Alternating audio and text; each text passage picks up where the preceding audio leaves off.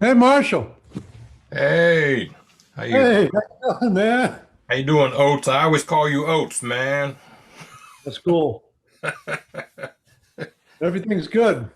Hey, look like we put on the same clothes this morning or something. I know. I'm telling you, I got to keep cool. I don't want to get any colds. I don't want to get anything that's remotely close to Man, COVID or flu or anything like that. So I've always liked double layer, triple layer in the winter.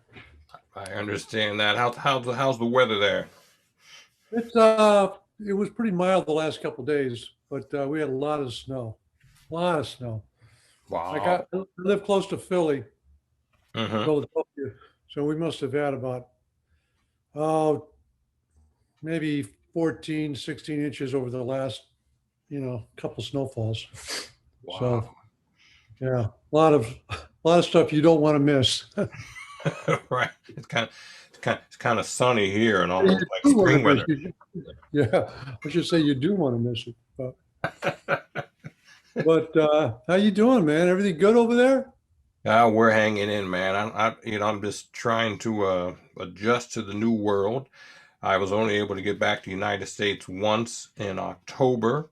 Thought things were going to get better, but went the other direction. So, Yeah. what can I say?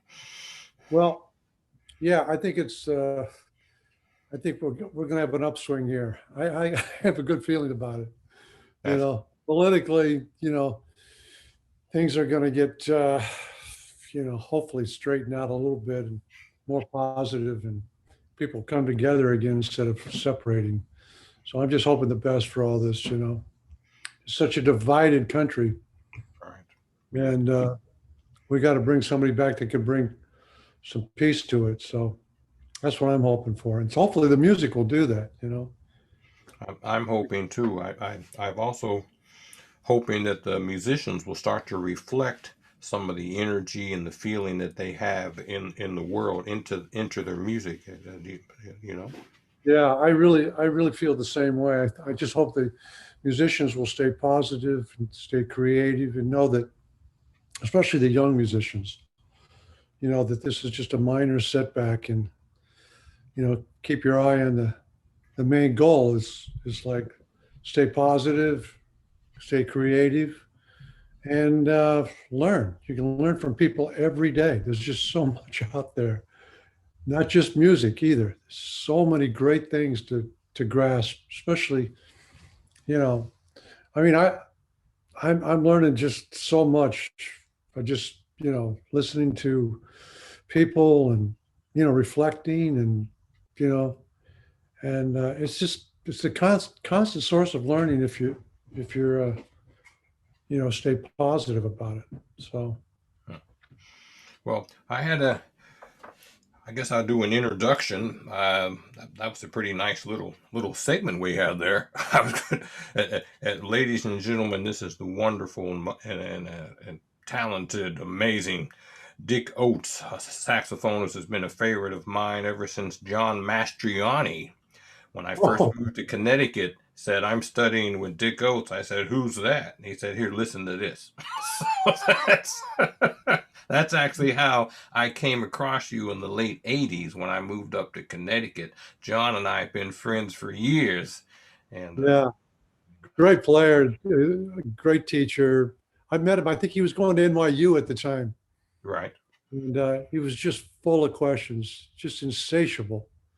Yeah. And from that point on, I just took such a liking to him because he was just like so curious about, what he can do in music and how to make a living, how to survive, just stuff that we've done for years. And he just has really done it. He's really been fantastic force in education, especially. So, I agree, man. He's always energetic and always positive vibe. And I gave him a nickname. I gave him this nickname. I said, "Man, you playing so much, I gotta call you Nasty Masty, bro." oh, that's perfect. That's perfect. That's perfect for John. Whoever wired that guy, man, there's nothing but energy. Yeah, he's been great. I think he just retired from his long time teaching job and maybe teaching a college Oh, a little bit. Yeah, he did a long time educational job, maybe as a middle school or a high school. And Yeah, he taught at Hall for a while, right? Hall, it's kind of an infamous jazz education for high school up in Connecticut, right? Hall High School. yeah, Yeah, I was happy that he got that. That's an amazing program. They've done such great things for many years. right. But man, well, I think they have one child. I think, right? I can't remember. I I think they had think some. I can't Yeah. remember either. So when's the last time you talked to John? We just emailed just recently. We're always keeping in touch, man. Oh, Sometimes good. I send them a file, something to listen to or something, something. I had just recently found the Gene Perla archives online. Have you heard those? Oh yeah. God, incredible, man. What do you what I wanted your opinion. What do you think of that time period right after Coltrane passed away there? I think it was a really interesting time. I think the loft scene was really big, and I really felt kind of that's kind of when I came to New York around that period of time, and I was such a when I heard like I got to say when I heard Steve Grossman play on soprano and tenor, I said because I was looking for a mouthpiece because I was following Jerome Richardson, and Thad said, "Oh, it's Jerry Dodgion's leaving, so we're gonna boot you up from second alto to lead." And I said, "Well, what if I don't want to do that?" He says, "Well, you don't have any choice. It's either that or it's the door, or you're out of here." So I said, "Oh God," because I basically didn't want the responsibility, and I didn't really want to try to find a soprano mouthpiece because I was happy with that C star I had. I had a small little C star, very easy to control. Felt great under Dodgion, and I just like wow. And then so I had to go out and find a mouthpiece. So I went about. Uh, I already had the sound in mind because I heard Grossman recording with Gene. I think Gene was on it. Uh, God, late '70s or something. I think it was called Terra Firma, the Yeah. recording.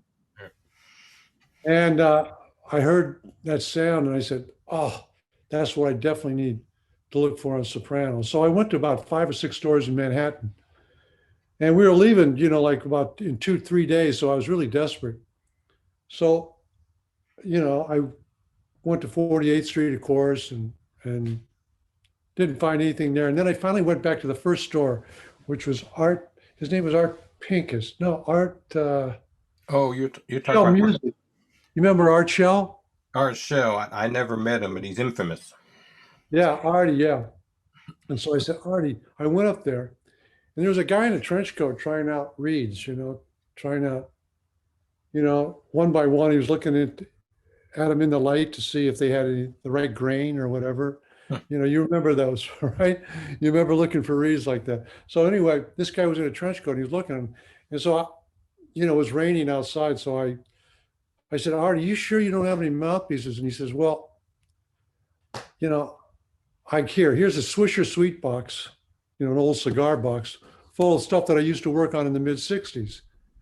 And so I just put the first one I saw on, and I went. I blew on it, and I said, "Yeah, this sounds pretty good." And then the guy in the trench coat said, "Man, that could be your sound someday, son." And I said, "Really?" He says, "Yeah, that's a nice sounding piece. You got a good one there." And so he went out and he bought his reeds. And when he left, I said, "Artie, who is this guy? Who was that guy?" He says, "You fool, that was Sonny Rollins." So I got the mouthpiece for $5, and I got you know a word from Sonny Rollins, and I just said, "Boy, that was so beautiful, man." I was like, I was so thrilled. Like, God, if Sonny Rollins endorses this mouthpiece, I'm going to keep it forever. Wow. And so it's the same one I played on since 1977 or 1978, I should say. Yeah. So yeah, and it was kind of, it had that coarseness that I like, that Grossman had in his sound during that time, that I thought that I was really kind of going after. Was it And a mouthpiece that Art had made? he worked on it. It was an old Guy Hawkins blank, you know, a Guy Hawkins blank. And Yeah. he just, opened it up in the 60s and, never thought of it. And, I was so desperate. I just said, God, Artie, anything will do at this point. Wow. And so when I tried it, I just said, man, that's just exactly what I was trying to find. I didn't want a thin sound on soprano. I really wanted more of a guts. I wanted it to feel like what it felt like when I played tenor. Oh, I Big, full, rich, fat sound, with a lot of guts. And so, because I love Jerome and Jerry's soprano playing. It was beautiful, but I was so afraid to try to sound like them that I decided to try to find something that might give me a little bit of maybe what I was hearing. so maybe it was something more like an auto link with more open chamber, more round Yeah, wall. yeah, it had a little layer, and it really had a great mid range. It was Uh, so warm.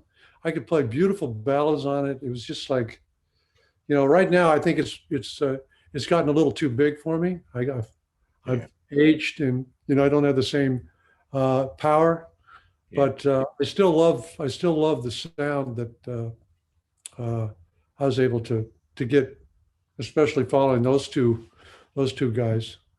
So was that the late 70s? Yeah, 1978. Jerry left in 78, and I think Jerome did in the early, God, 72, maybe 71, when he went out to LA. So I'm a little curious of the timeline here because I've always referred to the Thad Jones Mel Lewis Band, and I call them a child of the Count Basie Orchestra because of Yeah, Thad Jones. Thad definitely brought the vibe, the energy. He was writing those arrangements in the band. I once asked Frank Foster because we played a chart by Frank Foster called Discommotion, and he also had written something called Throughway Traffic for Charlie Persip. And it was the late 50s he wrote some of these, and they were quite modern, almost like a Thad Jones vibe. So I yeah. actually asked Frank, in my ignorance, I said, were you influenced by Thad Jones in your writing? He said, man, we both were in the band at the same time, learning and growing. We influenced each other. I wrote that in the late 50s. he said we were feeding off of each other, which I found interesting because you think of Frank as writing shiny stockings and all that, but he had a whole other thing. Oh, His, he definitely did. It's some really incredibly challenging and experimental writing. right? And he was really, I'm sure, a huge influence. Him and Frank West, both of them were right on the money when it came to writing. But, I found, the first 8 or 9 charts that we had were originally written for Basie. Hmm. And, when Basie heard it, he basically told Thad, he says, this is not the Count Basie Orchestra. The music is good, but it's really not us. You should just start your own band. And so he let him keep the charts. And Wow. that's what they opened up at the Vanguard in 1966. That's what they used, Hmm. those charts. And Thad used to open up the sections, come up with backgrounds.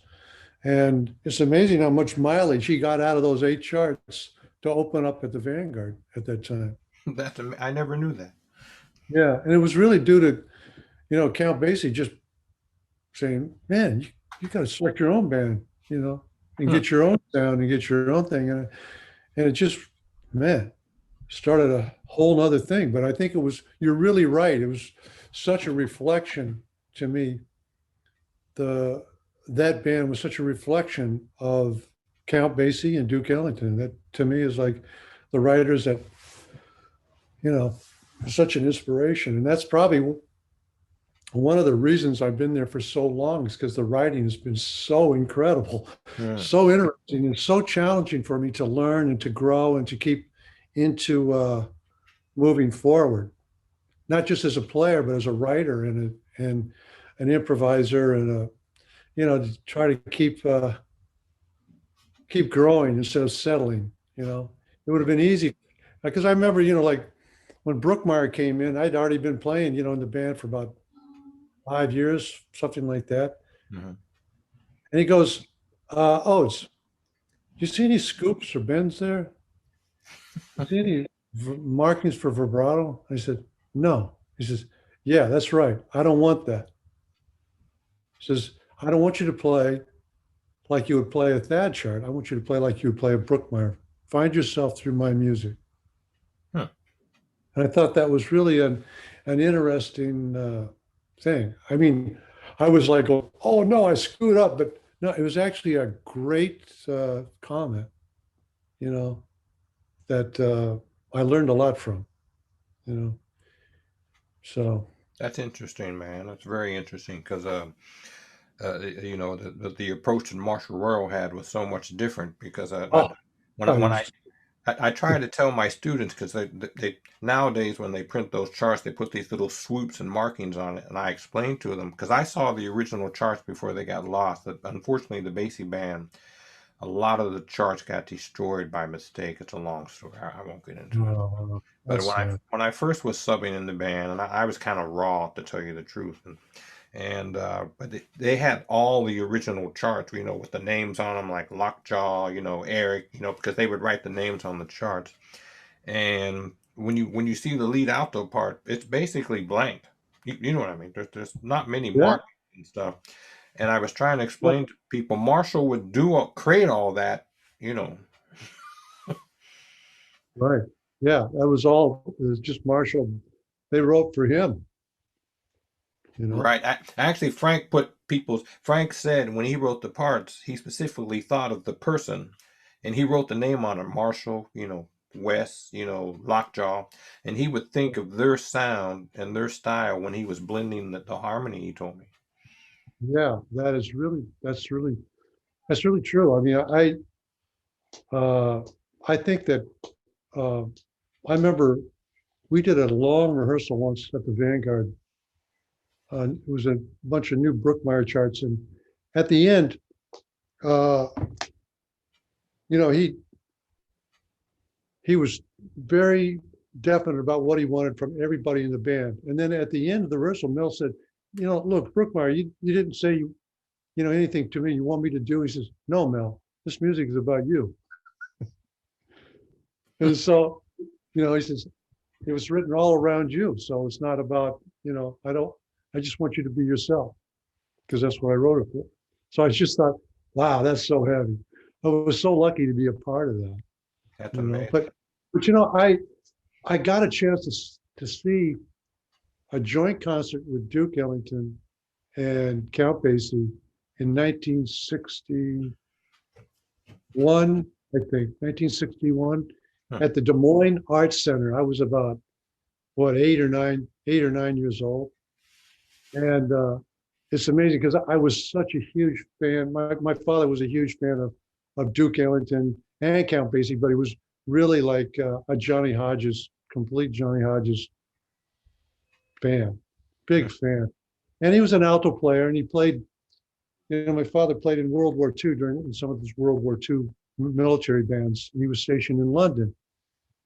And he wanted to, after the war, he wanted to, try his luck in New York, and he got tuberculosis, so he didn't get that chance. But he came back and was stuck in a bed for like 3.5 years, getting these shots every day, And so that's where he kind of learned how to write, and he started thinking about what he was wanting to do, and then he met my mom, and then he started to have kids, and then all of a sudden he got involved into went back to school in GI Bill and started wanted to teach music. And so he started a small farm town and called Earlham, Iowa. And he'd take us to concerts every once in a while, to like any band that came into Des Moines, which is pretty rare.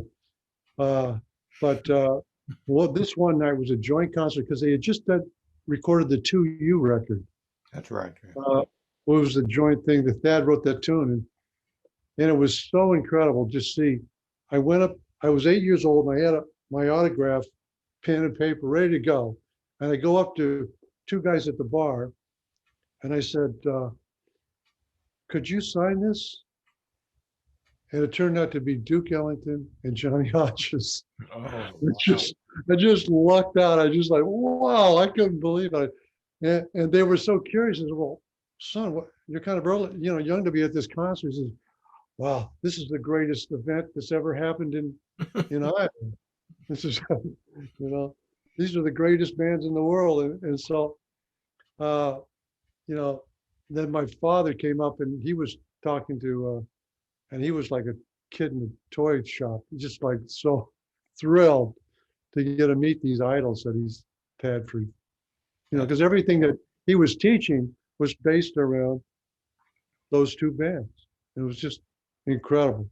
That is incredible. I remember my mother probably was about the same age as your father. I guess born in 1923 or somewhere around there. Yeah, my father, 1922. Okay, so I remember she told me even after I got the gigs with Lionel Hampton and Count Basie, she said to me, but Marshall, my favorite band was always Duke Ellington, and I'm so glad you've got to sub in that band now.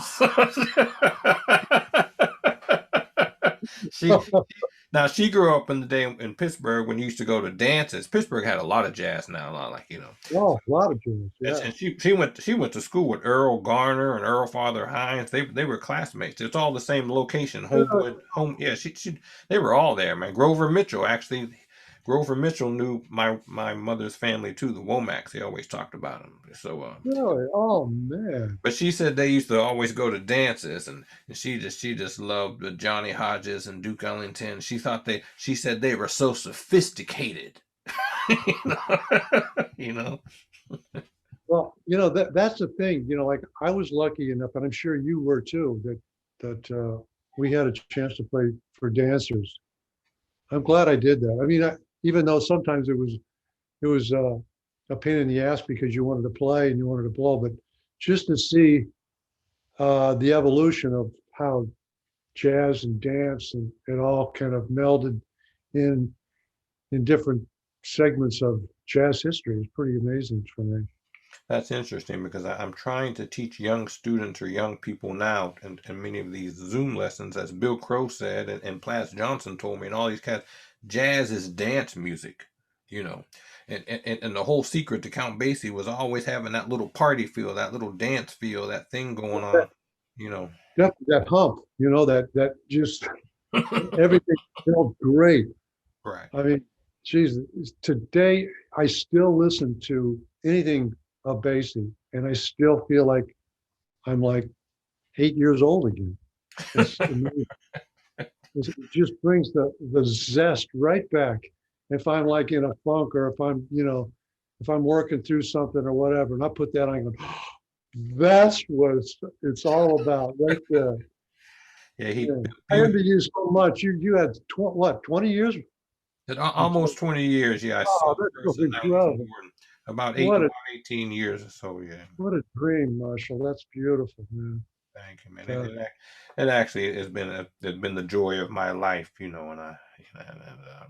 I remember driving around in Pittsburgh with my buddy, doing what you do when you're in college, if you know what I mean.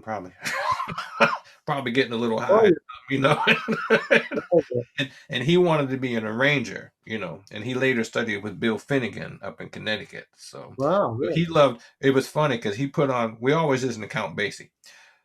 He'd be listening to the arrangements and discussing with me the harmonies, and he always said, "But you always listen to the solos." He said, "Man, did you hear what so and so played on that?" But we were still having such fun.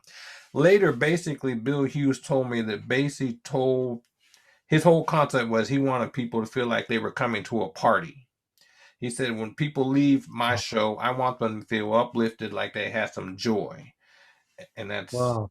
It certainly did that. Man. Everybody, smile on their face. It was so endearing.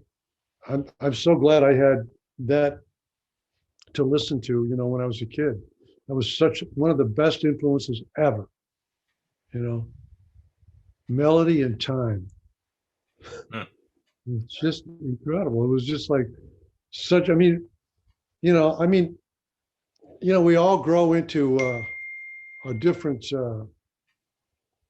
areas of music, but it really, to me, it boiled down to, having a great sound, great time, and a facility that you heard and not almost heard.